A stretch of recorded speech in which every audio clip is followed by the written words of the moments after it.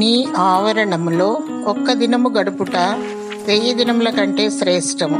కీర్తనలు 84:10. దేవుని ఆవరణములో గడిపేవారు, ఆయన కట్టడలను విధులను పాటించువారు 1000 తరముల వరకు వర్ధిల్లుతారు. మట్టి శరీరాన్ని విడిచి మహిమ శరీరాన్ని దాచి పునరుద్ధానము పొందుకుంటారు. దావీదు, చిరకాలము యెహోవా మందిరంలో నేను నివాసము చేస్తానని కోరుకున్నాడు.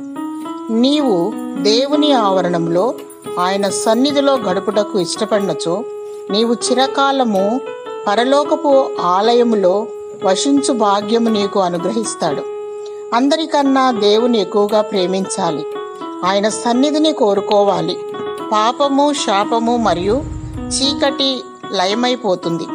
పరిశుద్ధత కలిగి నీ ఆత్మ బలపడుతుంది. దేవుని సన్నిధిలో నిత్య సంతోషములు కలవు.